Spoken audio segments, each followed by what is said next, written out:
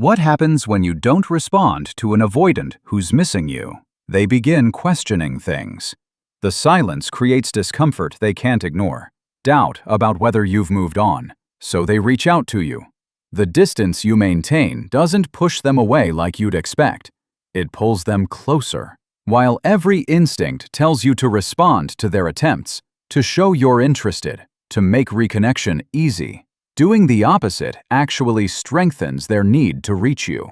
This works because it maintains the exact conditions that made them notice your absence in the first place.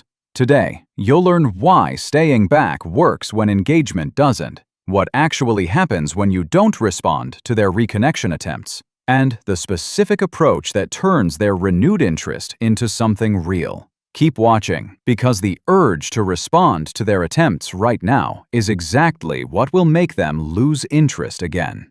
When an avoidant starts missing you, they're dealing with something unexpected. They had the distance they wanted. You stopped asking for connection, stopped pushing for emotional conversations, stopped creating any kind of pressure. The thing that usually makes them pull back went away. That empty space opened up room for something different, noticing that you're not around anymore. This doesn't hit them like some big emotional moment. It comes through smaller things, like wondering what you're doing on a random Tuesday, scrolling past something that reminds them of you, feeling the absence where your attention used to be. Someone who usually focuses on protecting their independence suddenly notices a different problem. You might have actually moved forward without them. This shift shows up in how they act. They look at your social media more than they used to. They find random reasons to send you messages about nothing important. They ask questions that sound casual, but are really trying to figure out where you're at, whether you're still interested, whether you're seeing someone else. None of this is calculated or manipulative. They're testing the water to see if the connection still exists, if you're still someone they could reach out to, if the door is still open, even though they're not ready to walk through it yet. What you're seeing is genuine interest coming back, but it's built on very specific conditions that most people destroy within the first conversation. When you notice this shift, every part of you wants to respond right away. Someone who went cold is finally showing interest again, so obviously you should jump on that opportunity. You text back fast, match their energy, maybe add extra warmth to encourage them to keep going. You want them to know you're still there, still care, still want this to work. Everything in you says this is the right move. Show up when they show up. Reward the behavior you've been waiting for. Make it easy for them to come back. This reaction makes complete sense. In most situations with most people, this is exactly what you should do. When someone reaches out, you reach back. When someone shows effort, you meet them halfway. But people who pull away when things get close don't work like everyone else. And missing that difference is where you lose them all over again. When you reply immediately to someone who just started missing you, you eliminate the exact thing that made them interested again.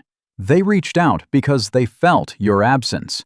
The space between you made them wonder about your life, question whether you were still thinking about them, worry that maybe you'd actually let go. That uncertainty created the feelings that pushed them to reconnect. The second you respond quickly and warmly, you answer all those questions for them. You prove you're still there, still waiting, still available whenever they decide to show up. The uncertainty disappears. The space closes. The conditions that made them miss you in the first place vanish, and their motivation to actually pursue anything real goes with it. They got what they needed. Proof that you're still an option, without having to risk anything or put in real effort. The approach that works requires you to slow everything down. When they reach out, you wait. This isn't punishment or manipulation. It's a natural reflection of someone who has built a life that doesn't revolve around their availability. You take hours to respond, sometimes a full day. When you do reply, you're pleasant but brief. You answer their question without elaborating. Acknowledge their message without expanding the conversation. Stay friendly without being eager. This response creates something important. It confirms you're not hostile or completely unavailable, but it doesn't eliminate the gap they're trying to close. They sent a message expecting certain relief, and instead, they got a response that raises new questions. Are you busy? Less interested than before? Moving on? Talking to someone else? These questions matter because they keep them in the productive discomfort that generated their outreach in the first place. They reached out and didn't get the full reassurance they expected, which means the uncertainty continues. That continuing uncertainty maintains their motivation to pursue connection.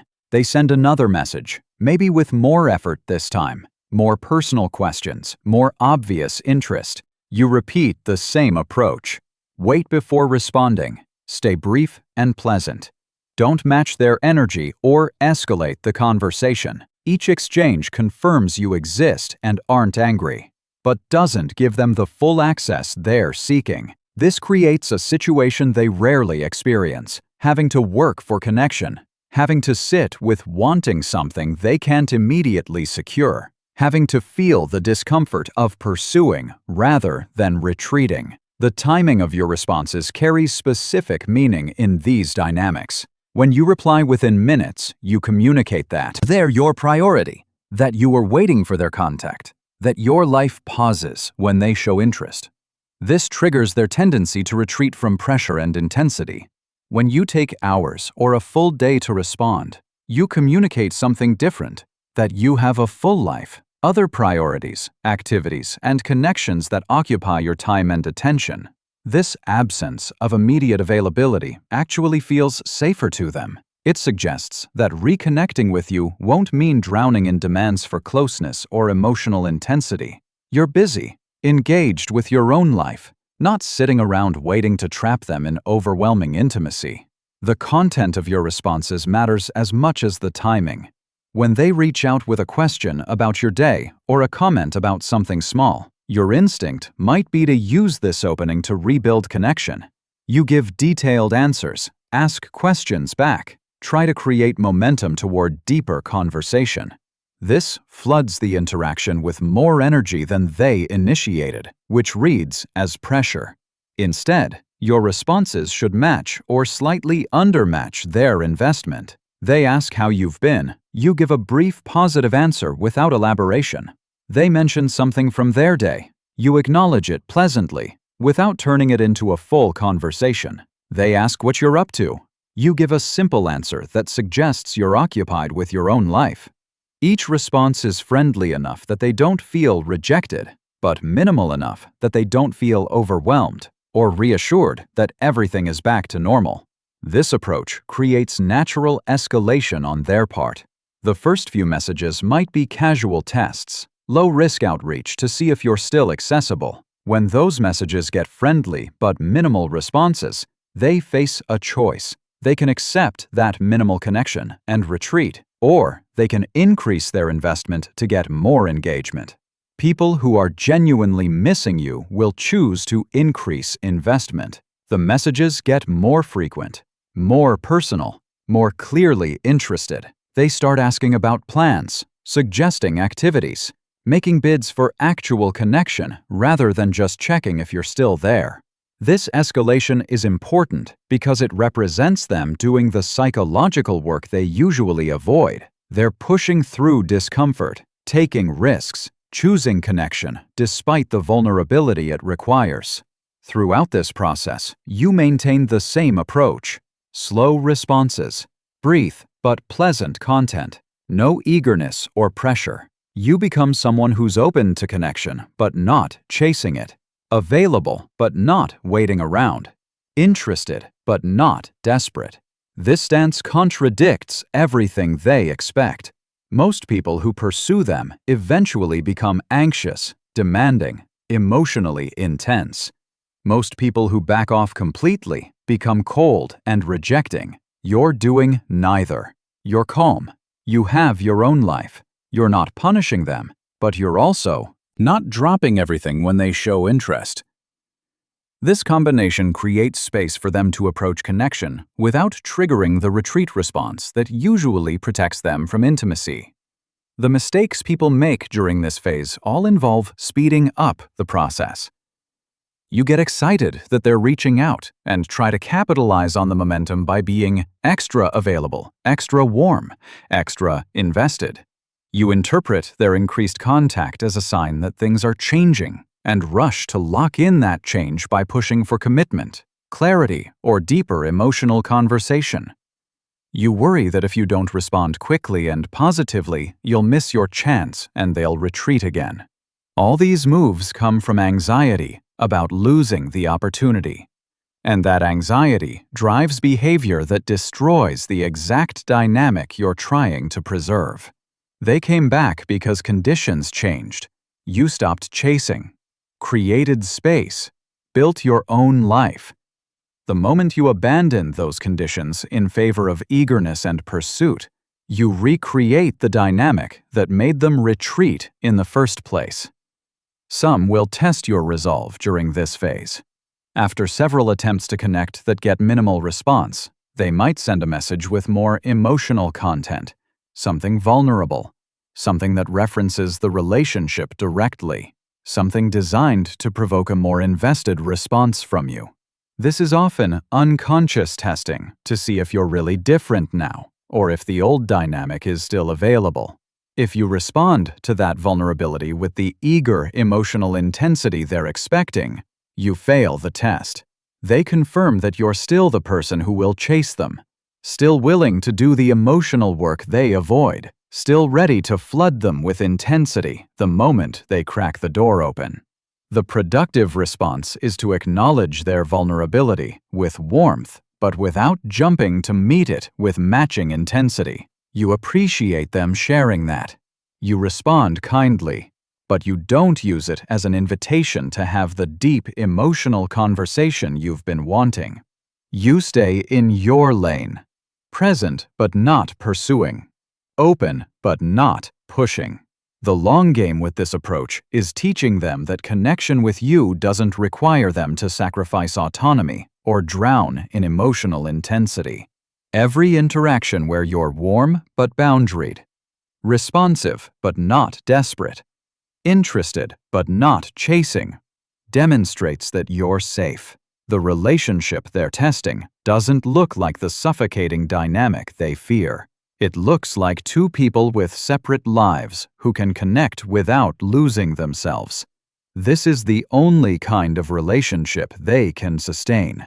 Relationships that require constant emotional intensity or consistent availability will always trigger retreat because they threaten the autonomy they need to feel secure. Relationships that allow space, respect boundaries, and don't demand more than they can comfortably give create room for actual closeness to develop. The timeline for this process varies considerably. Some respond to the approach within days, increasing their investment and moving toward actual reconnection quickly. Others take much longer, of sporadic contact, before they build enough trust to risk more substantial connection.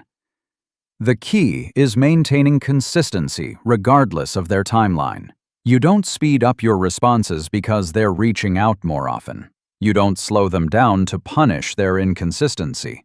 You stay steady, living your life, responding when it fits your schedule, keeping interactions pleasant but bounded, demonstrating through behavior rather than words that you're genuinely different from the person they retreated from before. This approach only works if it's authentic.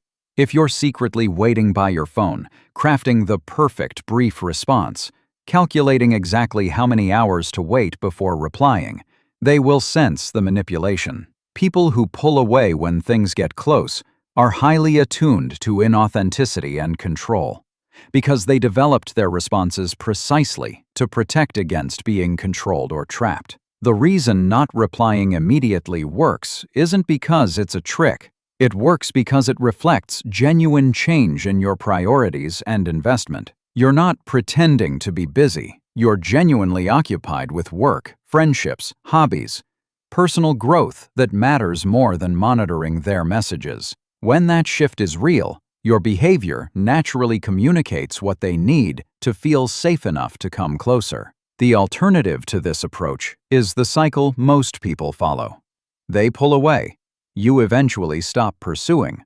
They start missing you and reach out. You jump at the opportunity and become available again. Your availability eliminates their discomfort. They retreat once more because the dynamic feels threatening again. This cycle can repeat indefinitely because neither person changes the fundamental dynamic. They never have to work for connection or sit with discomfort long enough to grow. You never maintain the boundaries and separate life that made them miss you in the first place.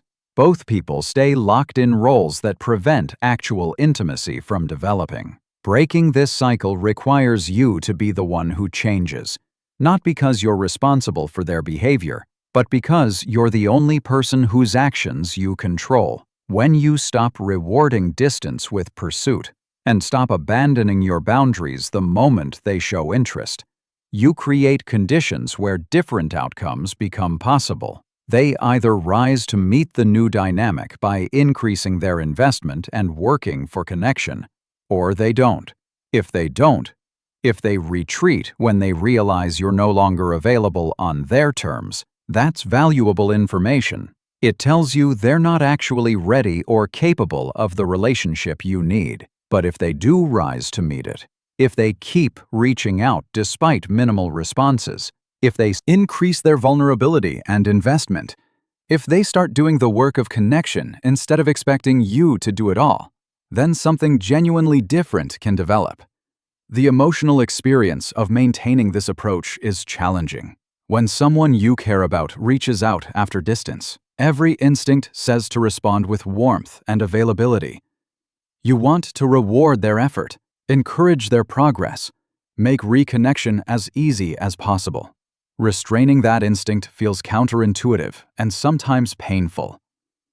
You worry you're being cold, missing your chance, not showing enough interest. This internal struggle is normal, but it's important to recognize that your instincts are calibrated for healthy relationship dynamics where reciprocity works. People who pull away when things get close don't operate on reciprocity. They require a different approach, one that feels wrong to your relationship instincts, precisely because those instincts developed in relationships where both people could tolerate closeness and pursue connection openly. The people who succeed with this approach are the ones who genuinely shift their focus away from the other person's behavior and toward their own life quality. You're not spending hours crafting the perfect brief response or calculating optimal wait times. You're actually busy with work that matters to you, time with friends who energize you, hobbies that fulfill you, personal development that makes you stronger. When they message, you respond when you naturally have time, keeping it brief because you don't have mental space for extended conversation, staying pleasant because you're genuinely in a good mood from your full life. The strategy works because it stops being strategy and becomes authentic expression of changed priorities. This shift also protects you emotionally. If they never escalate their investment, never move beyond sporadic, low-effort contact, never demonstrate that they're willing to work for real connection, you discover this without having invested more of yourself in pursuing them. You've maintained your boundaries, protected your time and energy, built a life that fulfills you independent of their availability. If they do escalate and work for connection, you're engaging from a position of strength rather than desperation. You're choosing them because they're demonstrating capacity for the relationship you want, not accepting whatever crumbs they offer because you have nothing else. Either way, maintaining this approach serves your well-being, while creating the only conditions under which healthy connection with someone like this becomes possible. The end result of this process, if they continue to pursue and increase investment, is a dynamic where they experience something unfamiliar, having to earn connection, having to sit with wanting something they can't immediately control, having to choose vulnerability despite discomfort. These experiences are exactly what they normally prevent, and they're exactly what has to happen for things to shift. You can't force that shift by pursuing, explaining, or demanding. You can only create conditions where the shift becomes possible by maintaining boundaries that require them to do their own psychological work. Not responding immediately to someone who's started missing you isn't about punishment or manipulation. It's about refusing to eliminate the discomfort that could actually lead to change. So when they start reaching out after distance, when the texts get more frequent and the questions more personal, when you can feel them testing whether you're still available, the move that works is the one that feels wrong. You slow down instead of speeding up. You wait hours or a full day before responding. You keep responses brief and pleasant without elaborating or expanding the conversation. You demonstrate through behavior that you have a full life that doesn't revolve around their availability. You stay warm enough that they don't feel rejected, but boundaried enough that they don't feel reassured. You make them work for the connection they want, which teaches them that connection is valuable enough to work for. And you stay consistent with this approach regardless of how they respond, because your goal isn't to control their behavior. It's to maintain the boundaries and life quality that make you someone they'd be lucky to have real connection with. If you're in this situation right now, if someone who created distance is suddenly reaching out more often, drop a comment and let me know what happened when you slowed down your responses instead of jumping at their attention. If this resonated with you, hit the like button and subscribe for more content on navigating complex relationship dynamics. Thanks for watching.